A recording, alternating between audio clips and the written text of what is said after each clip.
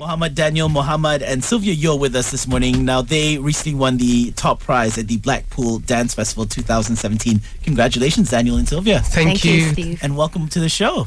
Oh, great. Okay. So, Daniel, tell us about your love for dancing. How did this come about? When did you get started? It was actually my brother, Mama Adam. He loves to dance ever since he was like 8 years old. But I was really plump last time. Really chubby. You know that boy that likes to play games and sit around at home. And eat cake. A lot of cakes. A lot of cakes. And yeah, I don't really like to do sports last time. I did taekwondo like for a month and I stopped. Yeah, I find it's very tiring.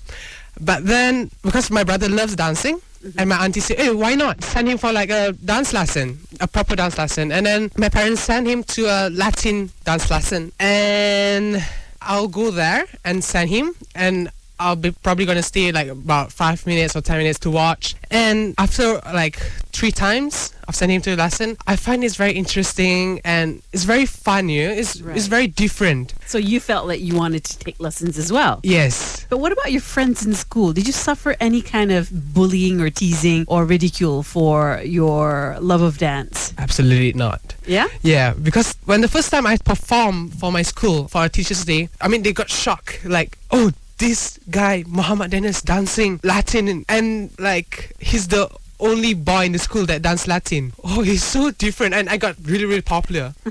Yeah, in the whole school, everyone knows me. You know why it is, right? It's because girls like guys who dance. And this Exactly. is something that my wife tells me as well. And because I can't dance, that's why I got my wife, one person only, as opposed to Daniel, who's got like a million girls probably flocking to him.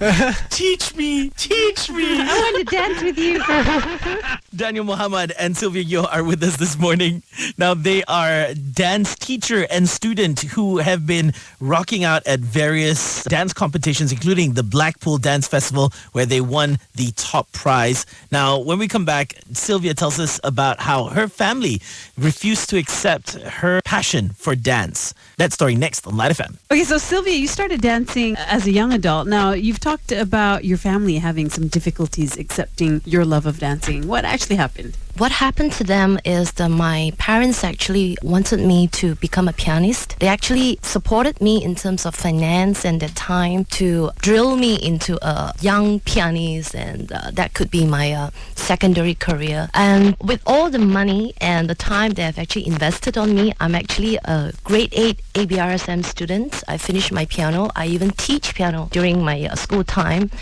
And well, that's how I got introduced in my piano school. I was introduced to the ballroom dance. And the minute I was linked to this ballroom dancing, I got really drawn into that. And I decided that I want to proceed with that. Wow, what did your family say? Oh, well, initially because during the old time, without social media, without lots of exposure about international ballroom dance to the society, it was a very niche minority society. It's doing this particular dance sport. So they didn't have the information. Yes. Most people does not have about that. So all they thought about is just dancing. It's probably social dancing. Is that what they're thinking of? Yeah. How are you going to make money from this? Yes, exactly. Yes. So it's like they were kind of like not knowing what I'm doing, and that's why they don't really support me full out. Right. So what was the turning point for your family to be convinced with your chosen life path? Well, first, they saw my changes in terms of my body. I was also pretty plump last time. And also they see a big improvement in terms of my self-confidence, the way I carry myself. And they see I'm happy doing what I like to do. So they actually started to accept that from that moment. Until the major turning point is when I gotten my professional adjudicating license and also my qualification being a teacher. Right. So that's the major turning point when they felt like, oh, this is something professional. This is a professional career. And she's serious about it, obviously. Exactly. Right. Yeah. Dancers Muhammad Daniel and Sylvia Yeoh are with us this morning. The two of them won at the Blackpool Dance Festival 2017 and various other competitions. Believe it or not, they are student and teacher. Next up, Sylvia tells us why stigma makes it impossible to convince men to join competitive ballroom dancing. That story on LiteFM. So you have a dance school now, and how hard is it to get young men interested in ballroom dancing? Okay, first of all is the perception problem. Yeah. I do understand that a lot of boys have the perception that ballroom dancing is a very girly action, girly activity. And I was also surprised when I got a feedback from a boy, a young boy, telling me that, Teacher Sylvia, I don't dare to tell my friends that I'm dancing. Please don't tag me on the Facebook because my friends is going to laugh at me, which means they don't get the support from their friends. You know, one part of their, some of their friends is giving this kind of negative feedback.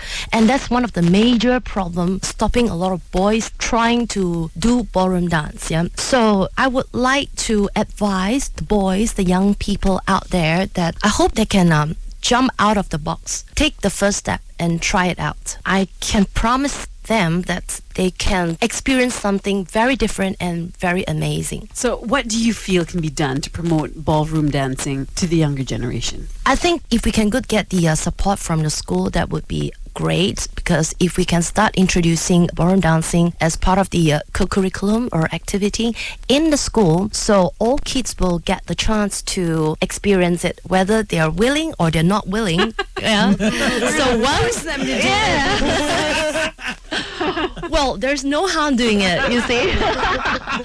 And also, it actually improved the posture. Yeah, a lot of children nowadays, they just exercise their fingers and not their body. So it's a good way to force them to move, On that note, let's talk about chemistry between the two of you, Sylvia and Daniel, when we return on LiteFM. Muhammed, who is the student, and Sylvia Yeoh, the teacher, have been going around various dance competitions, ballroom dancing to be exact, and they've been winning accolade after accolade. And they recently won the top prize at the Blackpool Dance Festival 2017. Well, now let's talk about this competition that you guys were part of, the Blackpool Dance Festival 2017.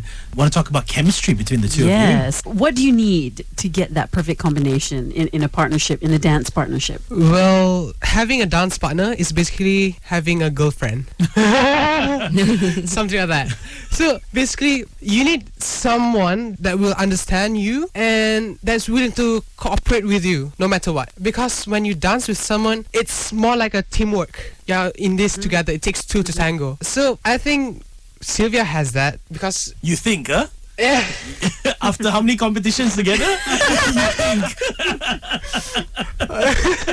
Oops.